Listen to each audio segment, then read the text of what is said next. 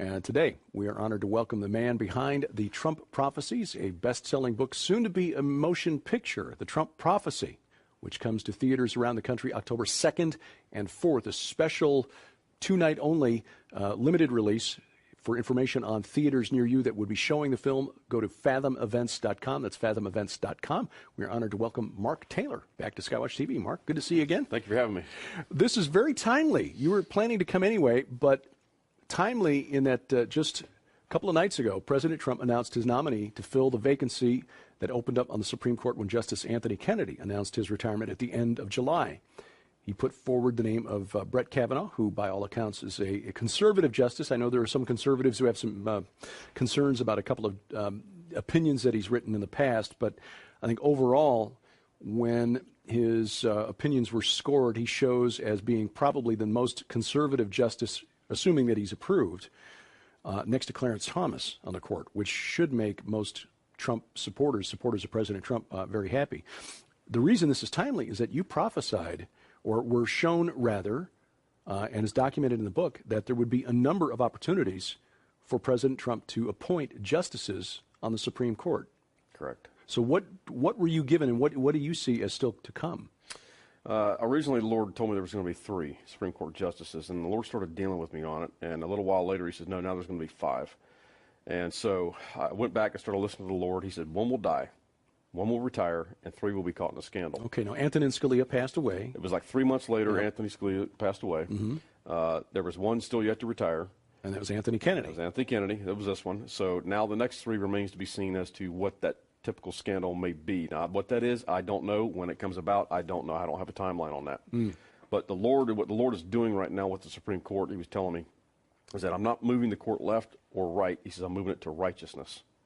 And what he was showing me in the original, that next prophecy where it talks about when Scalia had died, because at the time when Scalia died, there was huge push. They were trying to get another Supreme Court justice in before Obama was out of office. Right. Merrick Garland was the guy who was put forward. Sure. And I know that conservatives have had a lot of criticism of Senator Mitch McConnell from Kentucky, who's the Senate Majority Leader. Mm-hmm. He's not been very supportive of President Trump on all issues, but to his credit, he did hold up a vote on Merrick Garland until after the presidential election. Correct. And that, one of the things, if you go back to Anthony Scalia's funeral, when they were carrying his body up the steps to, I believe it was the courthouse or whatever it was, there was 2 signs that were given by God that this was not going to happen. And that's when I prophesied and said, because we had about an 8-month window there that they could have put another justice in. And the entire country was in full-blown panic at that point. And that's when I came out with the other prophecy, and the Lord said, no, it will not happen. This is being reserved for Donald Trump. So the day that Donald Trump got sworn in, that part of the prophecy came to pass. But the 2 signs that were given, if you listen to, everybody was looking for the sign. Sometimes God, when he speaks, he's not looking. You may have to be listening for what he's saying, right? Right. There was a siren in the background, because there was a reference there. There was a very quiet where it was there. And there was a siren in the background at the bottom of the steps. Well, at the top of the steps, when they got to the top of the steps, the siren fades away, and all of a sudden you hear this enormous train horn.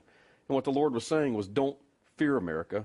Help is on the way, the siren. This has been reserved for my anointed Trump from the Trump train. Gotcha. So that's just the way God speaks to me, you know what I mean? God can't have a sense of humor. Sure. So he was showing America that, look, this is going to be reserved for Donald Trump. There will be 5 coming. And when God reforms the court, Roe versus Wade will be overturned. Now, when they approach that, I don't know. Now, I know that particular thing, timing will be a critical issue because, even though we now have 2 new judges, 1 more coming here, that may not still be the time to approach Roe versus Wade. It may be after the midterms. It could be once we get the next 3 in so that we make sure that when it does, it goes through without a hitch, so to speak.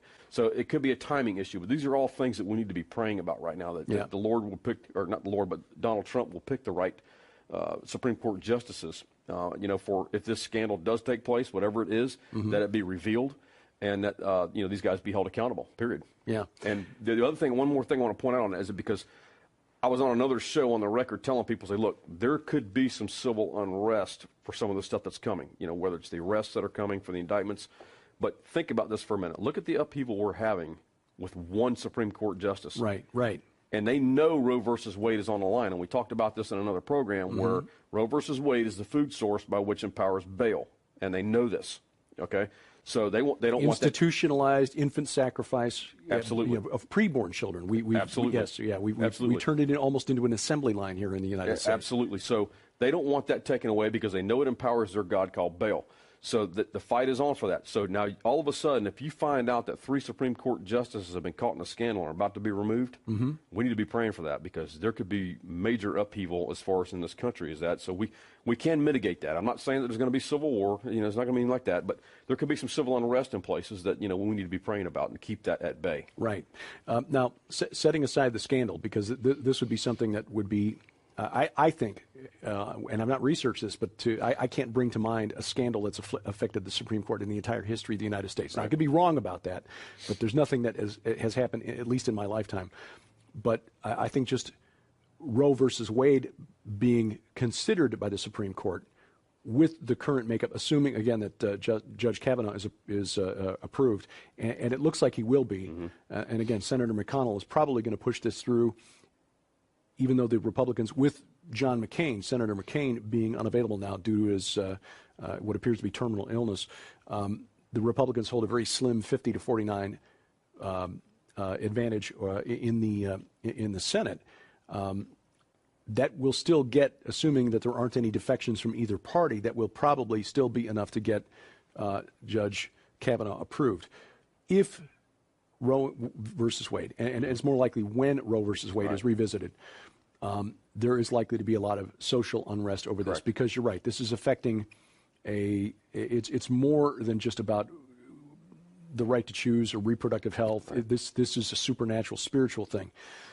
I think what Christians need to understand, I think what everybody needs to understand, frankly, is what Roe v. Wade actually does.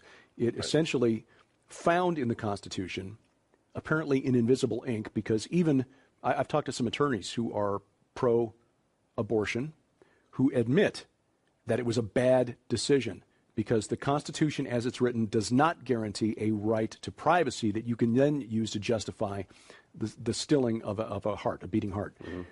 However, overturning Roe versus Wade does not mean that abortion will suddenly be illegal in all 50 United States. Correct. What it does mean is that then the states would have the power to decide for themselves, and there are certainly states in the Union where abortion would continue to be legal. Correct. And might even become more legal right. than we would like. So what this would then give Christians an opportunity to do is say, now look, here is why this is wrong. Scripturally, this is why this is wrong. And beyond that, Christians in the pews and you know, non-believers, because we need to do some preaching outside the choir. Right. This is why we know the Word of God is true. This is how we know it's inspired. This is how we know the Bible hasn't been tampered with, that the words inside the covers of the Bible have not been tinkered with through the centuries. We have a window of opportunity here. Right. And to do what we've been called to do, which is make disciples. Absolutely.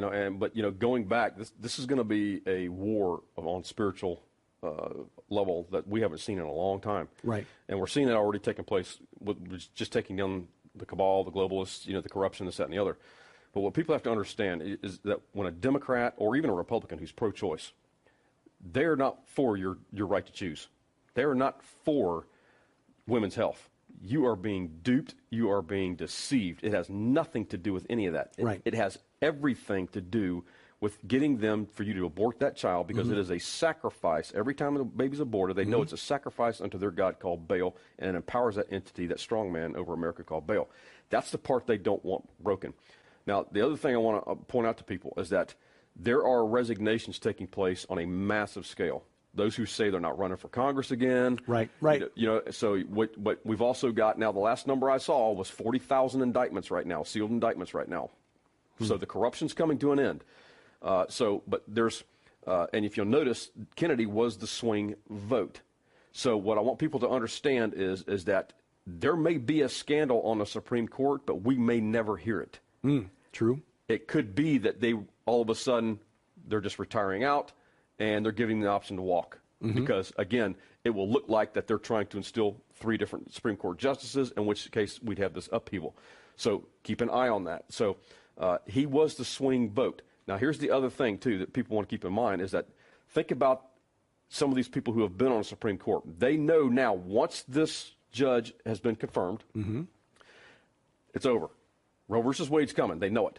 And there could be some judges that don't want to be a part of it, because if they are a part of overturning Roe versus Wade, their life will never be the same.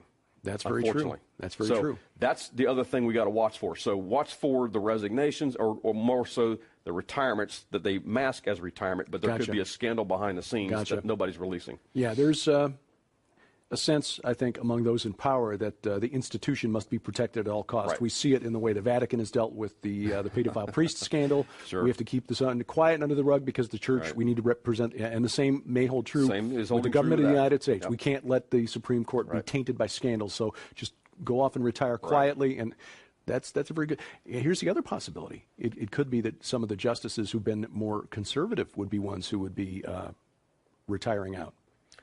Anything's possible. I don't know where God's going to go with this. I just know the end result is going to be that he's moving the court towards righteousness. And you know, there's more than Roe versus Wade that hangs in the balance. Roe versus Wade is the biggest one, probably. Sure. But you've also got the Second Amendment stuff. I mean, you've got all kinds of things that are hanging in the balance. And there is, believe it or not, there is corruption on that court. And God's going to expose it. Wherever he's dealing with corruption, and he's exposing it, and he's bringing it down. Wherever there are humans, there's corruption. There's no question about that. Well, it may sound implausible, but certainly not any more implausible than saying President Donald Trump just 2 years ago here in the United States. Mark Taylor, the man behind The Trump Prophecies, and the movie coming out August 2nd and 4th, The Trump Prophecy, singular.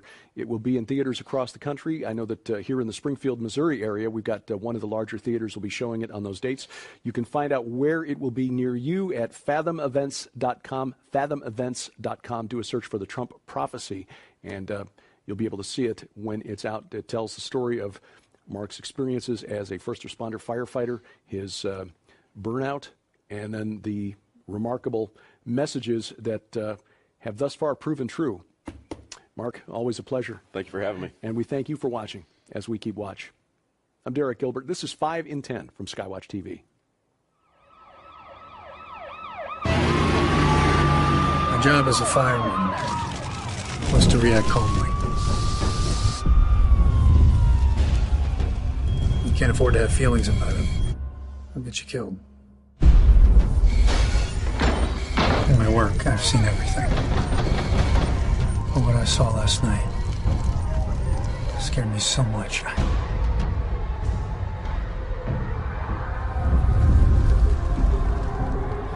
Until recently, nobody knew what PTSD was. Lord, I need you to heal him. I'm done.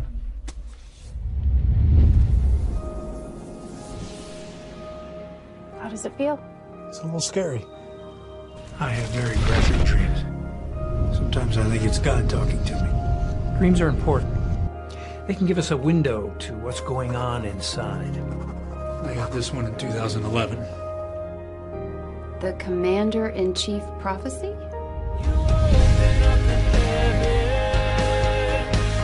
God is telling us to pray for our country, its leadership, and those in authority over us. That's what we need to do.